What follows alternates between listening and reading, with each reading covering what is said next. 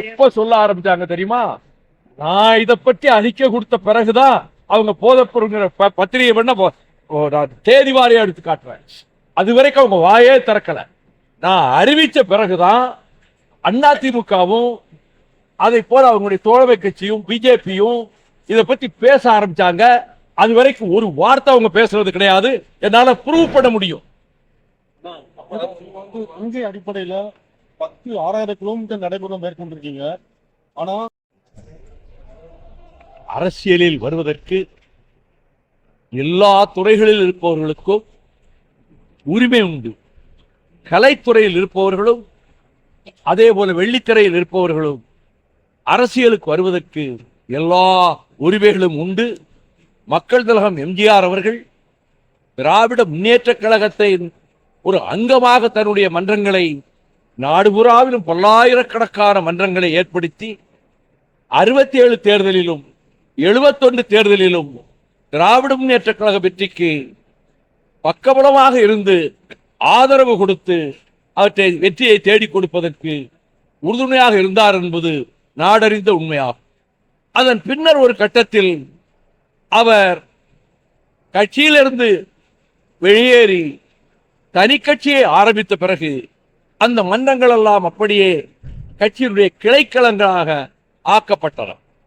எனவே கலை உலகிலே இருந்து வருகிறவர்களுக்கு உரிமை உண்டு. அதை பற்றி நான் ஒருபோதும் விமர்சிக்க தயாராக இல்லை. ஆனால் அவர்கள் நினைக்கிறபடி அவர்கள் மனக்கோட்டை அது கடற்கரை மணலிலே எழுப்புகின்ற மணல் கோட்டையை போல சரிந்து விழுமே தவிர அவர்கள் எண்ணப்படி நடக்காது. நடக்கப் போகிற தேர்தலில் இந்த ஆண்டு நடைபெற இருக்கின்ற சட்டமன்ற பொது தேர்தலில் திராவிட முன்னேற்ற கழகத்தின் அணிதான், மதச்சார்பற்ற முற்போக்கு கூட்டணிதான் மகத்தான வெற்றியை பெறும். திராவிட முன்னேற்ற கழகம் அதிலே தனிப்பெரும்பான்மை அந்த கட்சிக்கே கிடைக்கும். தொடர்ந்து இந்த ஆட்சியை, திராவிட மாடல் ஆட்சியை மாண்புமிகு ஸ்டாலின் அவர்களே முதலமைச்சர் பொறுப்புக்கு வந்து நடத்துவார் என்பது என்னுடைய முழு நம்பிக்கையாகும். படத்தை அவர்கள் வெளியிடுவதற்கு எல்லா உரிமையும் உண்டு. சென்சார் என்ன காரணங்களுக்காக தடுத்து வைத்திருக்கிறது என்பது அந்த சென்சார் போர்டினுடைய விளக்கம்தான் தெரிவிக்க வேண்டும். ஆனால் ஒரு கட்டத்தில் அந்த தடையை சென்சார் போர்டினர் இது மாதிரி படங்களுக்கு முதலிலே தடுத்தாலும் ஒரு குறுகிய காலத்துக்குள்ளாகவே அதை நீக்கிக் கொள்கிறார். ஆகவே அந்த திரைப்படம் வருவதிலே எந்த விதமான தடையும் இருக்கா. அதே மாதிரி பராசக்தி படத்துல பார்க்கல. எனக்கு தெரிஞ்ச பராசக்தி எல்லாம் குணசேகரன் கதாநாயகனாக இருந்து அந்த கோர்ட் சீன்ல பேசுறாரே, கோவிலிலே குழப்பம் விளைவித்தேன், கோவில் கூடாது என்பதற்காக அல்ல, கோவில் குடியவர்களின் கூடாரமாக ஆகிவிடக் கூடாது என்று சிம்மக்குரலோன் சிவாஜி கணேசனை அந்த பாத்திரத்திலே டாக்டர் கலைஞர் நடிக்க வைத்த அந்த பராசக்தி மட்டும்தான் எனக்கு தெரியும்.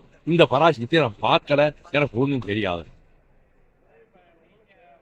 ஆணவத்தின், அகம்பாவத்தின், திமிரின் எடுத்துக்காட்டுகளாக இந்தியாவினுடைய உள்துறை அமைச்சர் அதுபோல இன்னும் சில அமைச்சர்கள் தமிழ்நாட்டுக்கு வந்து உபதேசம் செய்கிறோம் என்ற பெயரில் இந்த திராவிட இயக்க பூமியில் பெரியார், அண்ணா, கலைஞர் கட்டி காத்த திராவிட இயக்கத்தை நாங்கள் ஒழித்து கட்டி விடுவோம் என்று பேசுகிற அளவுக்கு அவர்களுக்கு ஆணவம் ஏற்பட்டிருக்கிறது. பிரதமர் ரொம்ப கெட்டிக்கார், ரொம்ப தந்திரசாலி. அவர் நான் திறமையானவன் சொல்ல, தந்திரசாலி. திருக்குறளை இந்தியிலே எழுதி வைத்துக் கொண்டு அதை 2 வரி வாசிப்பதும், பொருநானூற்றிலே 2 வரியை இந்தியிலே எழுதி வைத்துக் கொண்டு அதை வாசிப்பதும், பாரதியார் பாட்டிலே 2 வரியை இந்தியில் எழுதி வைத்துக் கொண்டு அதை வாசிப்பதும், இதன் மூலமாக தமிழகத்தை கவர்ந்துவிட நினைத்தால் தமிழ்நாடு அரசை ஓரவஞ்சகமாக ஒதுக்க வேண்டிய நிதியை ஒவ்வொரு திட்டத்திலும் ஒதுக்காமல் ஓரவஞ்சகமாக பாஜக ஆளாத வேறு பிற கட்சிகள் ஆளுகிற மாநிலங்களில் இந்த போக்கை கடைபிடிப்பதைப் போல தமிழ்நாட்டை பொறுத்தமட்டில் அவர்கள் திராவிட முன்னேற்ற கழகத்தை துடை தெரிந்து விடுவோம் என்று உள்துறை மந்திரி ஆணவத்தோடு பேசுகிறார் என்றால் இதை விடக்கூடிய அடக்குமுறைகளை எல்லாம் கூட திராவிட முன்னேற்ற கழகம் சந்தித்து வந்திருக்கிறது. திராவிட முன்னேற்ற கழகத்தை, திராவிட இயக்கத்தை இந்த மண்ணிலே ஒரு காலம் அவர்களால் அகற்ற முடியாது. அது 75 ஆண்டு கால வரலாற்றில் கண்ணீரிலும் வேர்வையிலும் இரத்தத்திலும் பல தோழர்கள் கொடுத்த உயிர் தியாகத்திலும் திராவிட இயக்கம் கட்டி காப்பாற்றப்பட்டு வந்திருக்கிறது. அப்படி ஒரு நிலைமை தமிழ்நாட்டுக்கு வரக்கூடாது என்று யோசித்துத்தான் நாங்கள் 8 ஆண்டுகளுக்கு முன்பு எங்களுடைய உயர்நிலை குழுவிலும் மாவட்ட செயலாளர்கள் கூட்டத்திலும் ஆழ்ந்து சிந்தித்துத்தான் நமக்கு இருக்கக்கூடிய அது பெரிய அளவுக்கு பலம் திமுக அதிமுக அளவுக்கு எங்களுக்கு இல்லாவிட்டாலும் இருக்கிறவர்கள் மிக மன திண்மை உடையவர்களாக உறுதி உள்ளவர்களாக என்னோடு பயணிக்கிறார்களே. இந்த கட்சி திராவிட இயக்கத்தை பாதுகாக்க திராவிட முன்னேற்ற கழகத்தோடு நாம் உடன்பாடு வைத்துக் கொண்டு திமுக கழகத்தை ஆதரிப்பது என்பது இந்த சித்தாந்த அடிப்படையில் எடுக்கப்பட்ட முடிவு. அதிலே நாங்கள் உறுதியாக இருக்கிறோம். எனவே மத்தியிலே இருந்து வந்து பேசுகிற இந்த அமைச்சர்களின் பேச்செல்லாம் அவர்களுடைய கனவுகள் எல்லாம் தவிடுபடி ஆகிவிடும் என்பதை எதிர்காலம் நிரூபித்து காட்டத்தான் இருக்கிறது. கடந்த சட்டமன்ற ஜனநாயகத்துல எதை வேணா பேசலாம், அவங்களுக்கு தோன்றதை அவங்க பேசுறாங்க. அந்த கருத்திலே எங்களுக்கு உடன்பாடு கிடையாது. அவங்களுக்கு பேசுற உரிமை இருக்கு, பேசுறாங்க. நாங்கள் எங்களை பொறுத்த மட்டும் அம்மாதிரி எந்த விதமான நிபந்தனையும் நாங்கள் வைத்ததில்லை, வைக்க போவதும் இல்லை. இது பதட்டம் காரணம் அல்ல. முக்கியமான ஏடு, அந்த ஏடு அலுவலகம் மதுரையிலே தாக்கப்பட்ட போது எந்த கட்சி தலைவர்களும் வராத காலகட்டத்தில் நான் என் சகோதரர்களோடு நள்ளிரவு நேரத்திலே சென்று உடைக்கப்பட்ட இடங்களை எல்லாம் பார்த்துவிட்டு 24 மணி நேரத்தில் மாசி வீதியிலே ஒரு பிரம்மாண்டமான ஆர்ப்பாட்டத்தை நாங்கள் நடத்தினோம். பத்திரிகை சுதந்திரத்தை காப்போம். அது மட்டுமல்ல, அந்த பத்திரிகையினுடைய ஆசிரியராக கிருஷ்ணமூர்த்தி அவர்கள் உலகத்திலேயே பழமையான நாகரீகம் எகிப்திலும் கிடையாது, அங்கே மெசபடோமியா என்ற அந்த பகுதியிலும் கிடையாது, கிரேக்கத்திலும் கிடையாது, தமிழ்நாட்டில்தான் இருந்தது என்று சேனல் 4 நிரூபித்து காட்டியிருக்கிறது. 12,000 ஆண்டுகளுக்கு முன்னாலே அழகழகான கட்டிடங்களை கொண்டதும் நேர்த்தியான தெருக்களை கொண்டதுமான காவிரி பூம்பட்டினம் கடலுக்குள் அமிழ்ந்து கிடக்கிறது என்று சேனல் 4 அதை ஒளிப்படமாக காட்டியதை ஒரு கட்டுரையாகவே எழுதினார். நான் சிறையில், வேலூர் சிறையில் இருந்தவாறு அதை பாராட்டி அறிக்கை கொடுத்தேன். அதாவது பத்திரிகைகளை மதிக்கிற, ஆனா எனக்கு ஒன்றும் பதட்டம் கிடையாது. வாய்ப்போ பதறுகிறார், அதனால் தான் ஆட்சியிலே பங்கு வேண்டும் என்று நாங்கள் ஒன்றும் கேட்கவில்லை. உண்மையை சொன்னேன். நாங்க என்னைக்கே நானோ என் சகாக்களோ எங்க இயக்கத்தை சேர்ந்தவர்களோ எங்களுக்கு மந்திரி சபையில் இட வேண்டும் என்றோ அதிகாரத்தில் பங்கு வேண்டும் என்றோ யாரும் பேசியது கிடையாது என்ற யதார்த்த நிலையை நான் சுட்டி காட்டினேன்.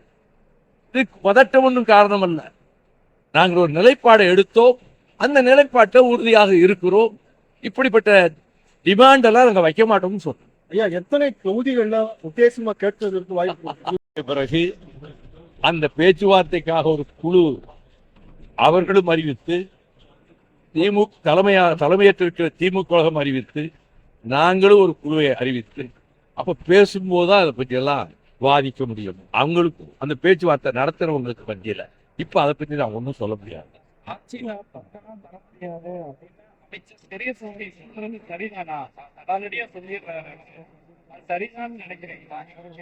திமுக கழகத்தினுடைய தலைவர்கள், அமைச்சர்கள் அவர்களுக்கு எப்படி எதிர்கட்சிகள் கண்டமானைக்கு வசைபாடுவதும், இங்க இருக்கிற கவர்னருக்கு எடுபிடி வேலை செய்வதும், மத்தியஸ்கார ஏஜெண்டாக இருந்து கொண்டு தமிழ்நாட்டு மசோதாக்களை எல்லாம் நிராகரிக்கின்ற வகையிலே அதை நீண்ட காலத்துக்கு கிடப்பிலே போடுவதுமாக இருக்கிறதோ இந்த சூழ்நிலையில் திமுக கழகத்தை சேர்ந்த அமைச்சர்கள் தங்களுக்கு என்ன தோன்றுகிறதோ அந்த கருத்துக்களை சொல்லுகிறார்கள்.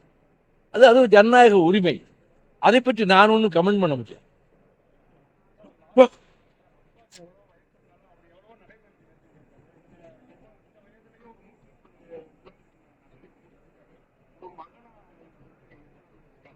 மொத்தம் 174 கிலோமீட்டர். நாங்க ஊருக்குள்ள எல்லாம் போயிட்டு வந்திருக்கோம். ஆமா, கக்கஞ்சி சிலையை பார்க்கறதுக்காக உள்ள போற மாதிரி ஒவ்வொரு ஊர்ல உள்ள போயிட்டு வந்திருக்கோம். மொத்தம் 174 172 கிலோமீட்டர் மொத்த நடைபயணம். அதனால கிலோமீட்டர் அளவு கொஞ்சம் குறைஞ்சி அவரு கேட்டது அவர் பதில் சொல்லுவார். தலைவர் வைகோ பொது வாழ்க்கையில் தாய் தமிழ் மண்ணிற்காக, தமிழர்களின் உரிமைகளுக்காக இதுவரை 10 நடைபயணங்கள், அவருடைய இறுதி நடைபயணம் சொல்ல முடியாது, 11வது நடைபயணம் திருச்சியில் தொடங்கி தலைவர் வைகோ சொன்னது போல கிட்டத்தட்ட 124 கிலோமீட்டர் மதுரை வரை வந்து சேர்ந்து, இது எந்த நோக்கத்திற்காக? சாதி மத பேதங்களை கடந்து மனிதநேயம் தழைக்க, தமிழர்கள் ஒன்றுபட்டு வாழ வேண்டும், முன்னேற வேண்டும் என்ற உன்னதமான நோக்கத்திற்காக இந்த சமத்துவ நடைபயணத்தை மேற்கொண்டுள்ளார். இன்னைக்கு நான் ஒரு முக்கியமான விஷயத்தை சொல்ல விரும்புகிறேன். அவர் இந்த நடைபயணத்தை அறிவிக்கும் பொழுதே இதனுடைய தலைப்பு என்ன, எந்த நோக்கம், முக்கிய நோக்கம் சமத்துவ நடைபயணம்ங்கிறத சொன்னார் அவர். அதனுடன் சேர்ந்து இன்னொரு முக்கியமான ஒரு விஷயம் என்னன்னா, இளைஞர்கள் அவங்க மத்தியில் இருக்கிற அந்த போதை கலாச்சாரம் அதை கட்டுப்படுத்துவதற்காக ஒரு விழிப்புணர்வு பிரச்சாரத்தையும் சேர்த்து இந்த நடைபயணத்தை மேற்கொண்டு முதலே சொல்லிட்டார். ஆனால் இது யாருக்கு வலிக்குதுன்னா, மதவாத சக்திகள் அவங்களுக்கு வலிக்குது. சோசியல் மீடியால இவரை அவ்வளவு கொச்சைப்படுத்தி, தலைவர் வைகோவை கொச்சைப்படுத்தி இந்த கடந்த 10 நாட்களாக தொடர்ந்து சில வன்மத்தை கக்குகின்ற சில கருத்துகள், அது நம்முடைய தோழர்கள் நமக்கு அதை பகிரும் பொழுது நான் அவங்ககிட்ட சொன்னேன், நம்ம எக்காரணத்திலும் நம்ம கண்ணியம் தவறக்கூடாது, நம்ம நோக்கம் என்ன, அதை பத்திரம் நீங்க பதிவுகளா போடுங்க, நம்ம செய்திகளா கொடுக்குறோம் அப்படி சொன்னேன். நான் இன்னைக்கு பத்திரிகையாளர் சந்திப்பு நான் சொல்ல விரும்புறேன். கேடுகட்ட இந்த தேர்தல் அரசியல், எனக்கு தேர்தல் அரசியல் எனக்கு நம்பிக்கை கிடையாது. ஆரம்பத்தில் சொல்லிட்டு இருக்கிறேன். நான் அவரை நம்பி ஒரு இயக்கம் இருக்கு, அவருக்கு பின்னாடி இன்னைக்கு பலாயிரக்கணக்கான அரசியல்வாதிகள் இன்னைக்கு அவரை நம்பி இன்னைக்கு இருக்கிறாங்க, தொண்டர்கள் இருக்கிறாங்க, லட்சக்கணக்கான தொண்டர்கள் இருக்கிறாங்க. அதனால சில காலகட்டத்தில் அவருடைய இந்த 32 இந்த தனி அரசியல் பயணம், மதிமுக தனி அரசியல் பயணம் பண்ணும்போது சில சமயங்கள் சில சமரசங்கள் எடுத்திருக்கிறார்.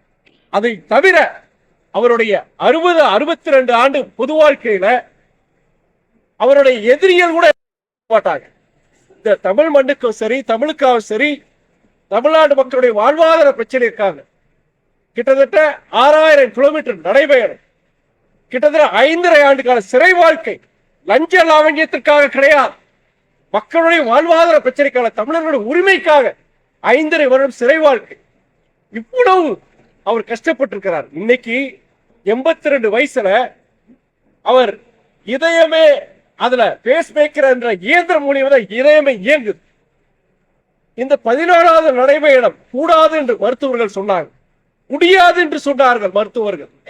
குடும்ப உறவுகள் இது வேண்டாம் சொன்னாங்க, மறுமலர்ச்சி சொந்தங்கள் இது வேண்டாம் சொன்னாங்க.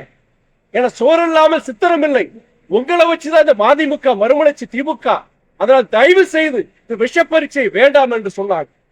அதையும் மீறி நான் அறிவிக்கிறேன், நான் உங்ககிட்ட சொல்லல, இதனுடைய அறிவிப்பு நடைபயணம் நடந்தே தீரும் என்று சொல்லி அன்னைக்கு 2ஆம் தேதி ஆரம்பிச்சாங்க. 174 கிலோமீட்டர் ஒவ்வொரு நாளும், ஏன் ஒவ்வொரு வினாடியும் அவர் கஷ்டப்பட்டார். கடுமையான வலி. கூட வந்த மருத்துவர்கள், எமர்ஜென்சி ஸ்பெஷலிஸ்ட் நான் அரேஞ்ச் பண்ணேன். கிட்டத்தட்ட 11 நாள் எமர்ஜென்சி ஸ்பெஷலிஸ்ட், ஒரு 3 வேளை அவருடைய பிளட் பிரஷர் பிபிஎஸ் பரிசோதனை பண்றது எப்படி இருக்குன்னு பார்த்து சில நேரங்கள் அவரால் நடக்க முடியல, மூச்சு வாங்குது. அதை கூட வந்த இயக்க தோழர்கள் அதை புரிஞ்சுக்கிட்டு ஒரு நாற்காலியை போட்டு ஒரு 10 நிமிஷம் 15 நிமிஷம் அவரை உட்கார வச்சு 3 நிமிஷம் நான் உட்கார வச்சு அதுக்கப்புறம் நடந்தார். ஆனால் எந்த இடத்துலயும் நடைபெற சில நேரங்கள்ல ஒரு 2 மணி நேரம் ஓய்வு எடுத்துட்டு போலான்னு கிடையாது. நேரத்துக்குள்ள முடிக்கணும்னு சொல்லிட்டு கிட்டத்தட்ட 174 கிலோமீட்டர் இந்த தமிழ்நாட்டுக்காக தமிழ்நாட்டு மக்களுக்காக இந்த 11வது நடைபெற போயிருக்கிறார். 62 வருஷமா இந்த தமிழ்நாட்டுக்காக அவரோட உழைப்பை யாரும் கொச்சைப்படுத்தாதீங்க. அரசியல் ரீதியா தேர்தல் அரசியலுக்காண்டி சில சமரசம் அது சில காலகட்டத்தில் செய்ய வேண்டிய அவருக்காண்டி கிடையாது, இந்த இயக்கத்துக்காண்டி. இந்த இயக்கத்தை நம்பி பல பேர் வந்திருக்கிறாங்க, அவருக்காண்டி சமரசம் செஞ்சிருக்கிறார். ஆனால் அவருடைய தமிழ் பற்று, இந்த தமிழ் மண்ணுக்காக அவர் ஆற்றிய அந்த அந்த அந்த பணியில் அந்த தொண்டு, அந்த தியாக உணர்வு அதை கொச்சப்படுத்தார்கள். பாஜக தலைவர்களே அவர் மதிக்கிறாங்க. மறைந்த பாஜக பிரதமர் அடல் பிகாரி வாஜ்பாய் அவர் சொந்த மகனா பாவிச்சார். இன்னைக்கு இருக்கிற எதிர்மறை கருத்துக்கள் இருக்கலாம், சித்தாந்த வேறுபாடுகள் இருக்கலாம், ஆனா அத பாஜக தலைவரை மதிக்கிறார். ஆனால் இன்றைக்கு இருக்கிற தமிழ்நாட்டுடைய சந்துக்கள் சொல்லுவார், என்ன அரசியல் நாகரிகம் இருக்கு, 82 வயசுல நடக்கிறார். இதுதான் நீங்க சொல்லிக் கொடுக்கிற நாகரிகமா? மிஸ்டர் அண்ணாமலை நான் கேட்கிறேன், மிஸ்டர் நாகேந்திரன் நான் கேட்கிறேன், இதுதான் உங்களுடைய அரசியல் நாகரிகமா நான் கேட்கிறேன். உங்களுடைய வன்மத்தை மத்தவங்கிட்ட இவர்கிட்ட வைக்காதீங்க, கேடுகட்டு ஜென்மங்களே. நன்றி, வணக்கம்.